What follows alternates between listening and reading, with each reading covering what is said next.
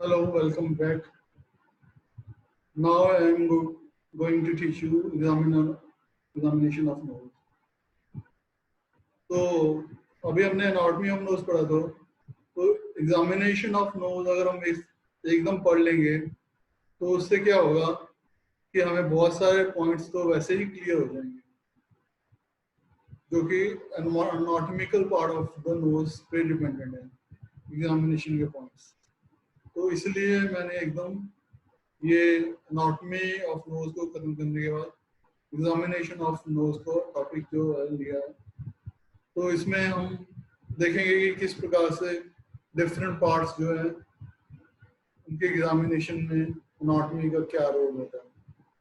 तो एक तरह से applied anatomy examination of nose में भी अप्लाइड होती है। So let's begin the lecture examination of nose.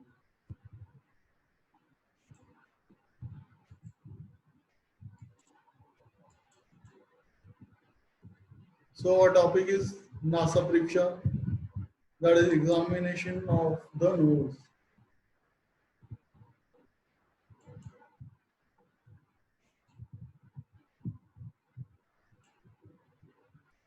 Examination of nose is carried out to assess the following. Nose के एग्जामिनेशन को किया इसलिए आता है कि ये बातों का पता चल सके, उनकी असेसमेंट हो सके। पहले स्ट्रक्चरल एग्जामिनेशन जिसमें एनाटॉमिकल पार्ट पूरी तरह से रोल प्ले करेगा। देन फंक्शनल एग्जामिनेशन में भी एनाटॉमिकल पार्ट रोल प्ले करेगा। Then other investigations. So we have divided the examination of nose into three broad categories: structural, functional, and other investigations. So first coming to a structural examination, it includes inspection and palpation. तो inspection और palpation से हम जो structural examination कर सकते हैं।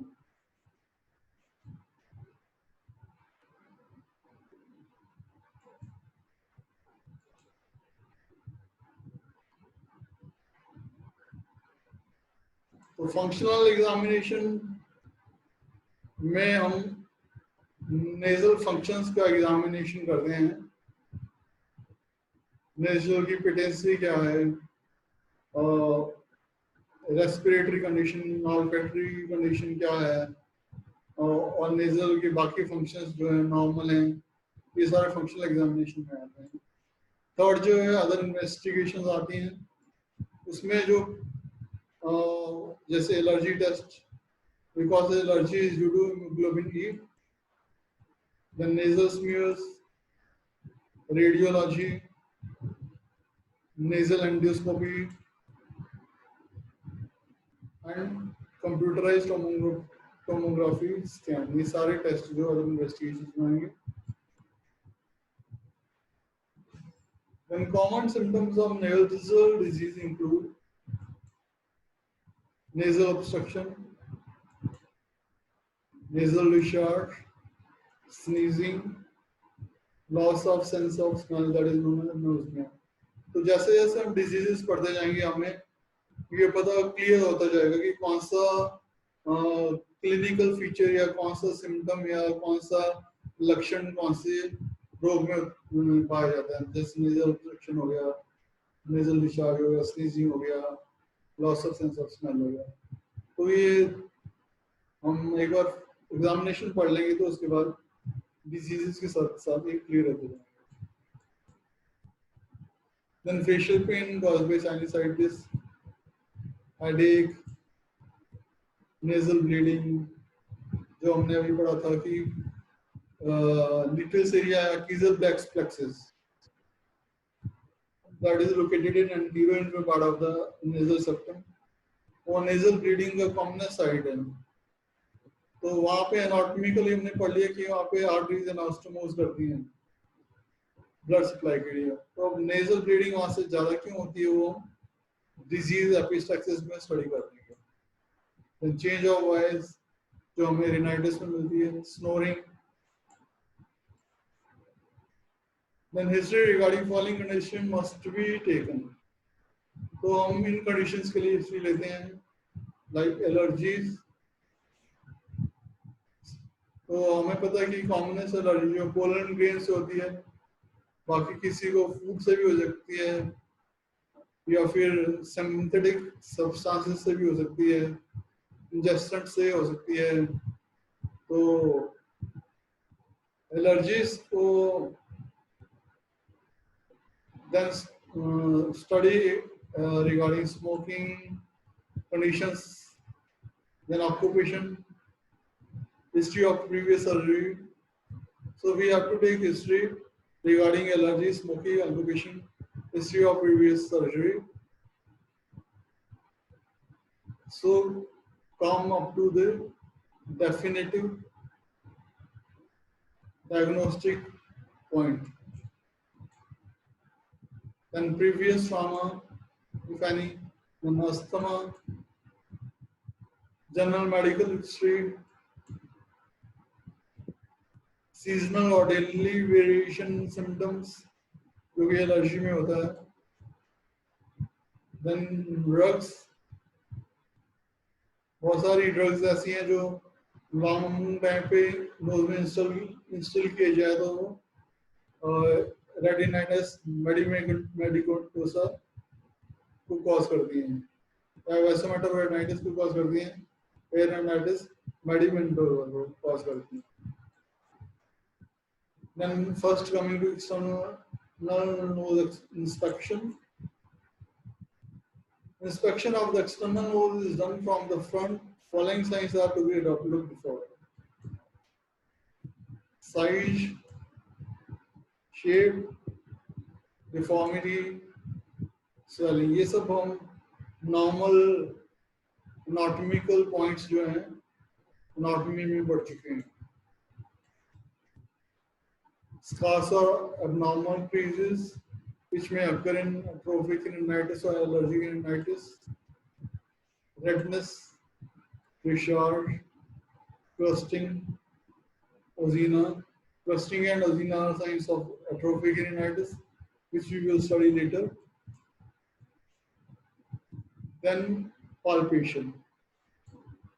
Following point should be looked for during palpation: there is tenderness, deformity, crepitus. तो normal condition हम एनाटॉमी में पढ़ चुके हैं। First coming to tenderness. If the tenderness is present over the nasal bone or of the nasal bone, then nasal bone pathology is suspected. In case of vestibulitis, tenderness is present over the tip of nose. Septal hematoma is suspected in case tenderness is present over the dorsum of the nose. So here, tenderness at different places of nose will determine the pathologic present at definitive site, either in the nasal bone or vestibule or over the dorsum of the nose. Then coming to deformity, presence of any deformity is indication of nasal trauma. As nose is the most prominent area, it is susceptible to various injury. तो अगर कोई deformity है वो nasal trauma की indication है, क्योंकि knows जो है मोस्ट प्रोमिनेंट पार्ट है जो इंजरीज को सस्पेक्टेबल होता है। Then coming to crepitus, presence of crepitus over the nasal bone is an indication of its fracture. Crepitus भी nasal bone की फ्रैक्चर को इंडिकेट करते हैं। Then coming to anterior rhinoscopy. Anterior rhinoscopy is a method for examination using a light source, usually bull slang, of structure of the structure as mentioned. Anterior rhinoscopy में जो हम structure को examine कर सकते हैं वो है examination of the vestibular view, which is the skin line cavity of the nares. Vestibule क्या होता है, एनाटॉमी के लिए हम पहले पढ़ चुके हैं. Examination of nasal cavity using Thornton's nasal speculum, patency test, probe test to perform to ascertain the site of region of mass if present in the nasal cavity. Then coming to examination of vestibule.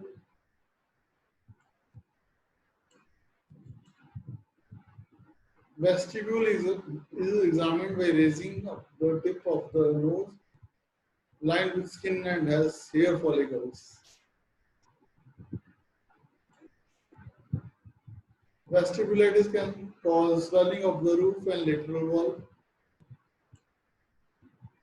Ulceration in this area can be infective or neoplastic in nature, or dislocated anterior end of the nasal septum may be seen. Persistent nasal discharge may cause excoriation of skin lining in the vestibule. तो vestibule के examination में ये हमें conditions मिल सकती हैं, abnormalities मिल सकती हैं, pathological condition मिल सकती हैं. Then coming to examination of nasal cavity. First examination with Thornton's nasal speculum.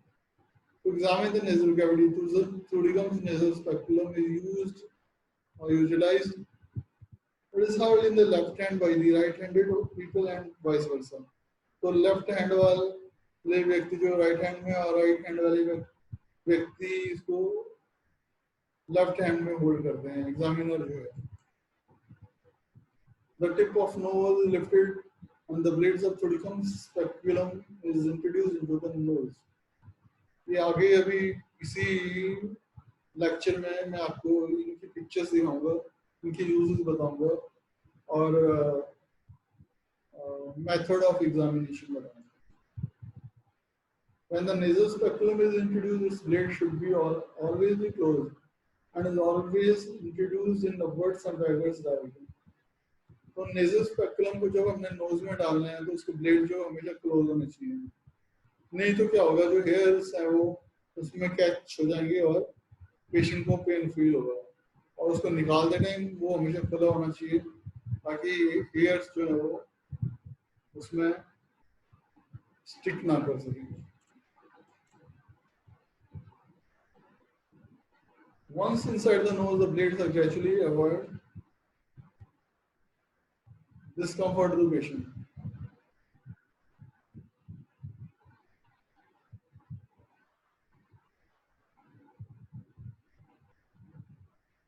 The roof, floor, lateral, and medial walls of the nasal cavity are then examined in a systematic manner.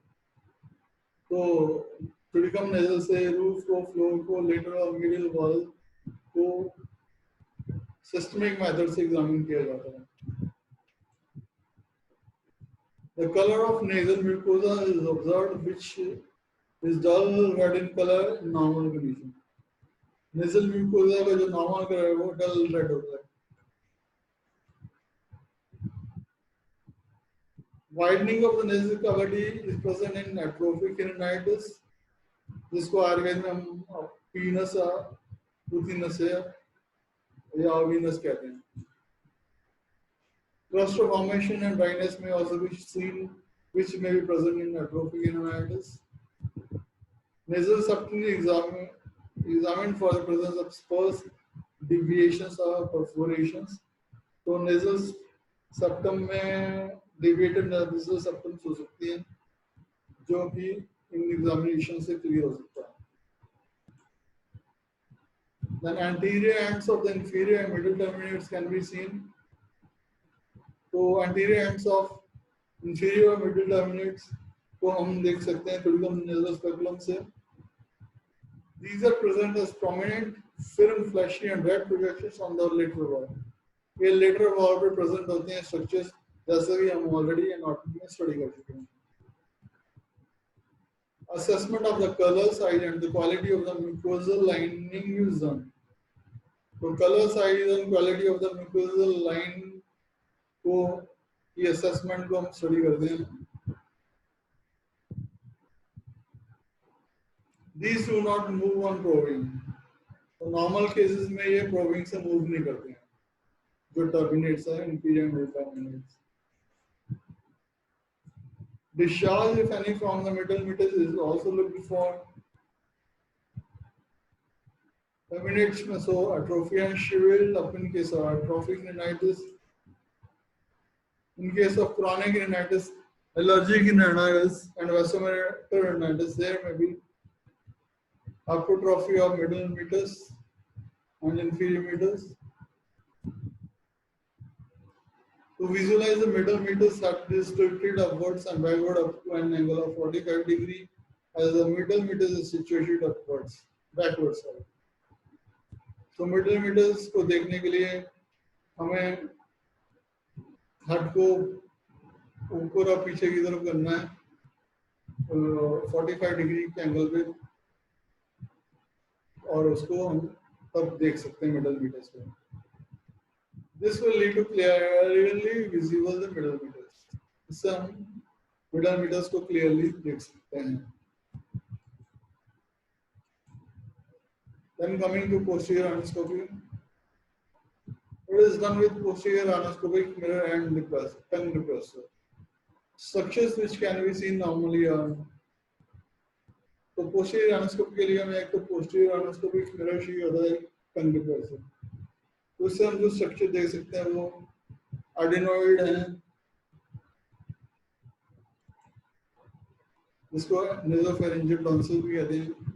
Posterior border of nasal septum को देख सकते हैं. Fossa Frozen-Muller, यानी कि हम posterior border of nasal cavity को examine कर सकते हैं posterior anoscopy. इसके अलावा torus tuberous देख सकते हैं. Then upper surface of soft belly, opening of the streaking tube, posterior end of terminates. Abnormalities to be looked for include choanal polyp, choanal atresia, hypertrophy of a posterior end of inferior turbinate, discharge in the middle ear or above the middle turbinate. तो ये abnormalities हमें posterior anoscopy के दौरान देखनी होती हैं. Then probe test. It is done using Jobson's oral probe.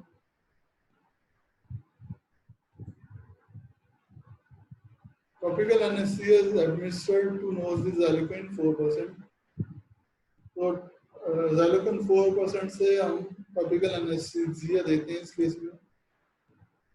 Application of cotton is done tightly over the probe end of Jobson's oral probe. Jobson और probe के दो एंड होते हैं. एक तो कॉटन एंड होता है और दूसरा जो होता है वो सिरेटेड एंड होता है और एक रिंग्ड एंड होता है उसको बॉटम एंड बोलते हैं. उस पे हम जो है वो कॉटन को अप्लाई करते हैं और एग्जामिनेशन के लिए. The probe is used for assessment of the site of attachment of the nasal mouth, its consistency and mobility, etc. Then it was तो ये तो अभी तक तो जो था structural examination of nose था. functional examination of nose पे आते हैं. First है जो nasal patency test, test for smell. Nasal patency test के विषय में बात करें तो it is performed using a cold tongue depressor the nose of the patient and comparing the amount of mist formation between both sides. तो ये cold tongue depressor के through compare करते हैं इसको nasal patency test को करते हैं the two sides of the nose of the patient are compared और मिस्ट फॉर्मेशन कितनी हुई है वो हम नोट करते हैं बोथ साइड में. और फ्लफ और cotton can also be used to ascertain the patency of the nose. और फ्लफ ऑफ कॉटन के फ्लफ को भी हम नोज की पेटेंसी को ascertain करने के लिए यूज कर सकते हैं कि कहीं उसको डेविएटेड नेजल सेप्टम तो नहीं, दोनों तरफ से नेजल सेप्टम जो नेजल कैविटी है वो पेटेंट है कि नहीं. Compare patency is compared on both sides. Then coming to test for smell. Identification of the smell of solution or substance held before the nostril and keeping the eyes closed is done to test the smells of smell. तो taste sense of smell को test करने के लिए हम patient को eyes को close करने के लिए बोलते हैं और उसकी नोज के पास हम कोई ऑयल जैसे क्लोव ऑयल हो गया, पेपरमिंट ऑयल हो गया, ठीक है, सिसमन ऑयल हो गया, कोई सा भी तेल हो गया या कोई से भी ऐसी स्मेल वाली चीज होगी जिसको वो रिकॉग्नाइज कर सकेगा अगर वो स्मेल नॉर्मली ले कर सकता है तो उसको हम टेस्ट फॉर स्मेल कहते हैं। इस नॉस्ट्रिल एग्जामिन सेपरेटली, दोनों नॉस्ट्रिल के एग्जामिन सेपरेटली होता है। फर्दर इन्वेस्टिगेशन, सक्शनल एग्जामिनेशन हो गया, फंक्शनल एग्जामिनेशन हो गया, फर्दर इन्वेस्टिगेशंस की बारी है। इसमें एलर्जी टेस्टिंग, इसके लिए हीमोग्लोबिन एंटीबॉडी टेस्ट किए जाते हैं। रेडियोलॉजी जिसमें lateral view, antero posterior view आदि को नेजल एग्जामिनेशन के लिए करते हैं। नेजल एंडोस्कोपी आजकल की जाती है। Then CT scan, allergy first, allergy testing. The allergic reaction causing neuronitis is type of involving hemoglobin E. Plasma levels of IgE may be measured through following tests. तो IgE के plasma level को major करने के लिए जो test किए जाते हैं वो PRIST टेस्ट बोलते हैं, जिसका फुल फॉर्म है plasma radio immunosorbent test, that is PRIST. Then radioallergen sorbent test, that is asked. Then nasal smears in case of allergic rhinitis and increase the number of eosinophils. Nasal smear is indication of allergy. तो eosinophilia मिलता है अगर allergic rhinitis हो तो। then radiology में हम जो perform कर सकते हैं, the nasal bones are demonstrated by following views: plain lateral radiograph, anterior posterior view, occipitomental view, occlusal view. Then coming to nasal endoscopy. Nasal endoscopy can provide a lot of information about the presence of smaller polyps or lesions in the posterior part of the nose. तो nasal endoscopy से हमें पता चल सकता है कि क्या polyps presents हैं। तो ये पॉलिप्स क्या है कि कई बार जो ये मैलिग्नेंट ग्रोथ होती हैं, तो अगर हम इनको प्रॉपर्ली एग्जामिन नहीं करेंगे और एक्सरसाइज कर देंगे तो उससे क्या होता है कि जो है वो सीरियस कॉम्प्लिकेशंस को क्रिएट कर सकता है। Then middle meatus and the opening of the paranasal can also be seen directly. तो nasal endoscopy से middle meatus और opening of paranasal sinus को भी हम डायरेक्टली देख सकते हैं। Then examination of the back of the nasal cavity provide a view of the adenoids, the Eustachian tube openings and the sphenoid recesses. अगर nasal cavity के back को examine करें तो हमें adenoids, Eustachian tube openings और sphenoid recesses का clearance मिल जाता है। Then CT scan provide details regarding abnormalities like early tumors, fractures and lesions which cannot be visualized by plain radiography. CT scan जो है वो abnormalities like tumors, fracture और lesions को visualize कर जाता है, जो कर देता है, जो कि plain radiography से impossible या नहीं हो पाता है। Then coming to common instruments used in nasal examination. तो nasal examination के लिए जो common instruments use किए जाते हैं और उनकी स्टडी करते हैं। फर्स्ट इज थोड़िकम nasal speculum, अभी हमने इसका एग्जामिनेशन के बारे में पढ़ा था। तो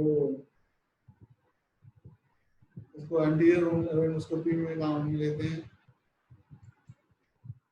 It is used for performing anterior endoscopy for examination or operations on the nasal cavity.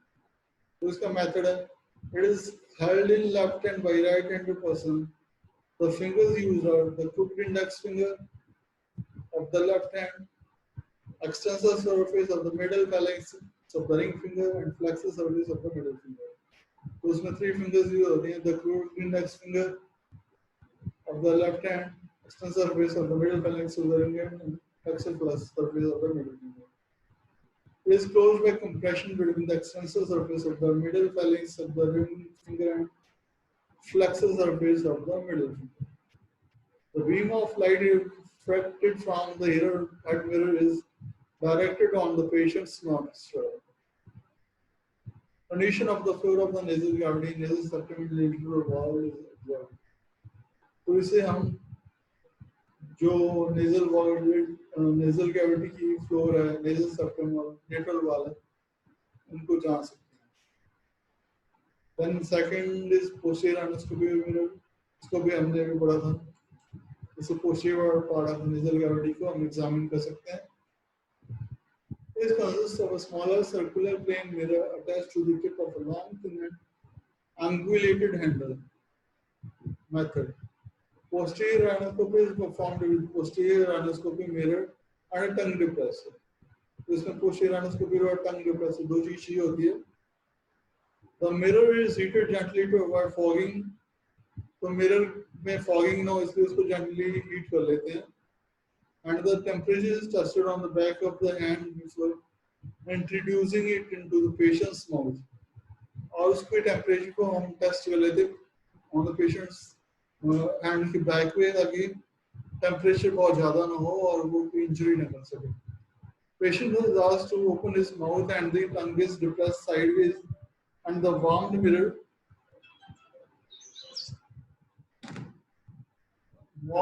is passed behind the uvula without touching it. तो पेशेंट को मुंह खोलने के लिए कहते हैं और विदाउट टचिंग द यूवला उसको यूवला के पीछे तक ले जाते हैं पोस्टीरियर एंडोस्कोपी में, and this turn upwards and forward behind the uvula, और उसको अपवर्ड एंड फॉरवर्ड यूवला के बिहाइंड टर्न कर देते हैं विदाउट टचिंग इट।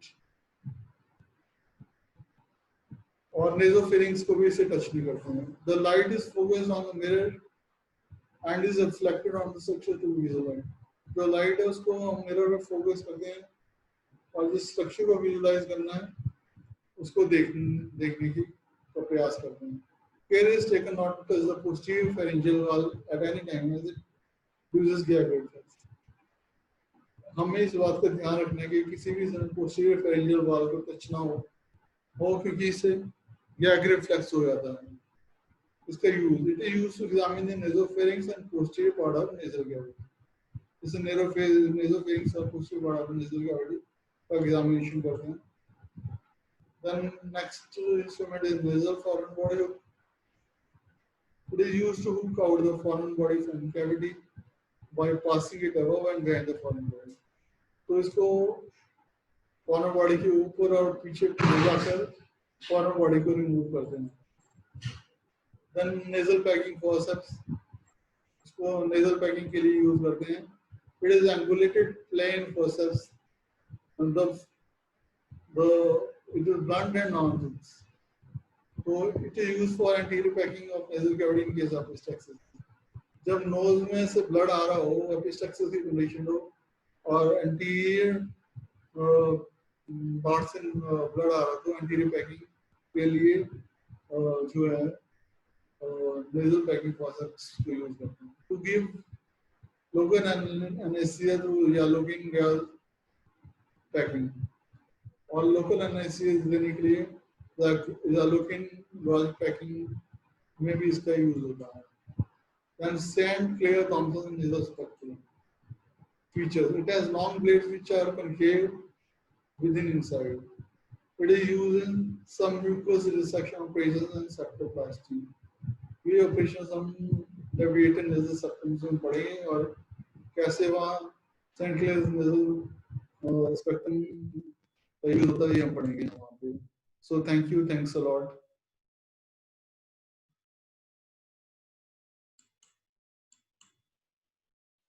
तो इस प्रकार से हमारा ये लेक्चर खत्म होता है। तो इसमें हमने एनाटॉमी को कंपेयर करके एग्जामिनेशन ऑफ रोज को किया है, जिसमें structural examination, functional examination and other investigations को हमने इंक्लूड किया है। साथ ही हमने इसमें जो इंक्लूड किया है वो डिफरेंट इंस्ट्रूमेंट्स जो कि नेजल एग्जामिनेशन में यूज होते हैं, उनका भी हमने यहाँ डिस्क्रिप्शन दिया है। वो भी आपके सिलेबस में, इसलिए उनको इसके साथ ही मेंशन कर दिया गया है। सो ये टॉपिक यहाँ खत्म होता है, और नेक्स्ट टाइम हम नेक्स्ट टॉपिक लेंगे। So thank you, thanks a lot, have a nice day. So today's lectures are completed. Thank you. Thanks a lot.